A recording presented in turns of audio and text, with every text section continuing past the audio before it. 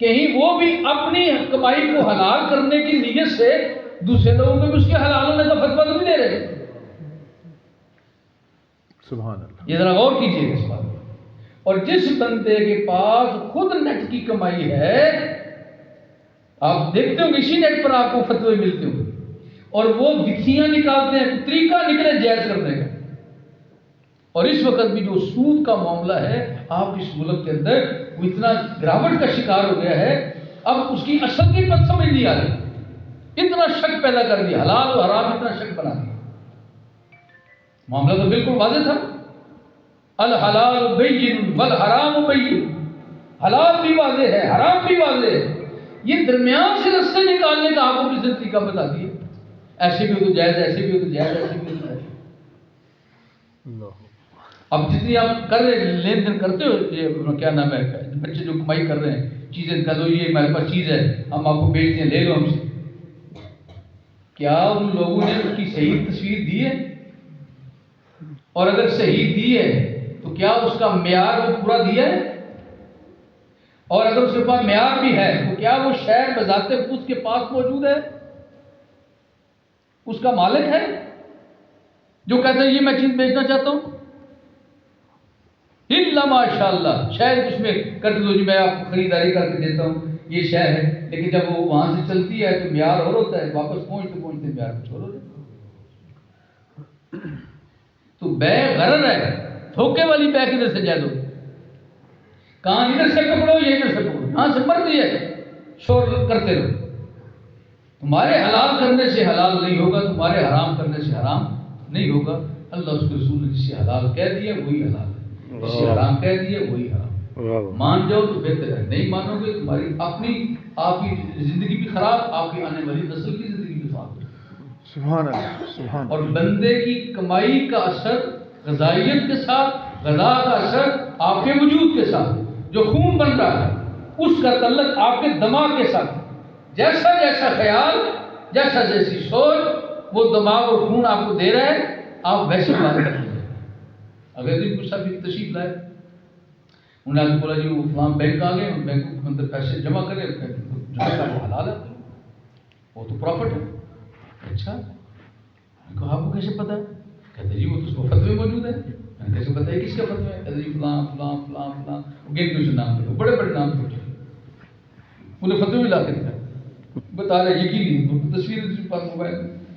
میں نے کہا اچھا، میں نے کہا اچھا بس ایک بات ان سے پوچھ مجھے بتاؤ، یہ جتنے لوگوں کے تم مجھے فتوے بتا رہے ہو،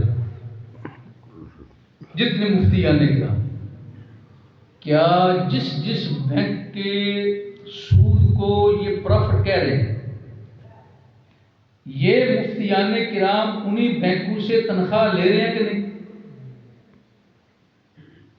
ان سے سہولیات لے رہے ہیں کہ نہیں؟ سبحان اللہ. اور ان بینکوں نے ان کے ساتھ معاہدہ کیا ہوا ہے کہ نہیں؟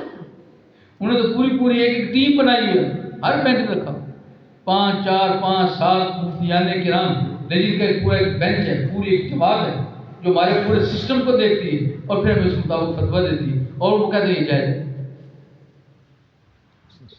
اب آپ کہیں گے تو جب وہ جائز کہہ رہے ہیں تو ہمیں کیا اعتراض ہے؟ ہاں میں بتاتا ہوں آپ کو اعتراض. آپ ذرا فکر کریں، جس فرم نے، جس کمپنی نے آپ کو اپنے پاس ملازم رکھا ہے یا ہائر کیا ہے، کیا آپ اس کمپنی کے خلاف کوئی بات کر سکتے ہو؟ نہیں جی نہیں. اچھا فرض کرو آپ کر لو تو کیا ہوگا نتیجہ؟ وہ کہیں گے سب کوئی ختم جاؤ گھر. اگر آپ ان کے خلاف بات کر لیں تو نتیجہ کیا ہوگا؟ بعد میں چھٹی کریں گے کہ نہیں؟ ہاں پکی بات ہے نا. تو پھر ان مفتیان کرام سے ذرا پوچھیے تنخواہ ان سے لے رہے ہیں کہ نہیں؟ تو کیا ان کے خلاف بات کریں گے؟ نہیں. اور جو خلاف بات کرتے ہیں ان بینکوں میں اتنی جرت ہے کہ ان کے پاس آ کے بات پوچھیں، وہ دور سے توبہ کر کے بھاگ جاتے ہیں.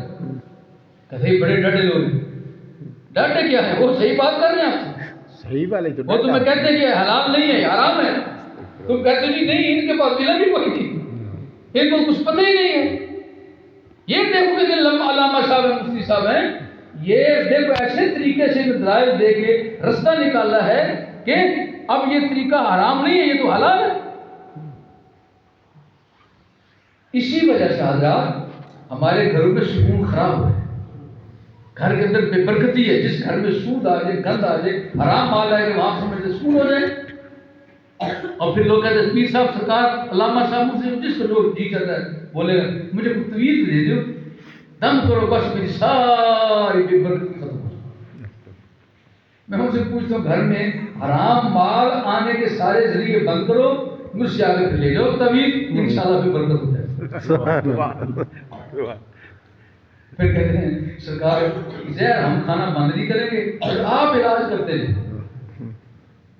زہر کھانا ہم بند نہیں کریں گے، آپ بس اس کا تریاق کرتے ہیں، اس کا علاج آپ کرتے ہیں۔ میں کہتا ہوں میری کیا ذمہ داری ہے؟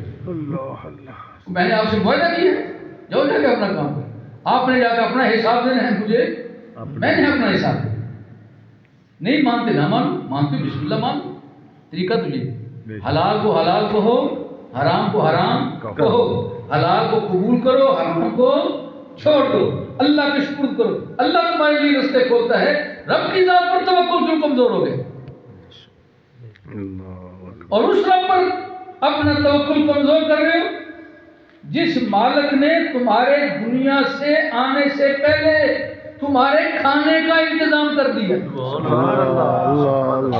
تمہارے پینے کا انتظام کر دیا، کپڑوں کا انتظام کر دیا، رہنے کے لیے چھت کا انتظام کروا دیا والدین کے ذریعے سے۔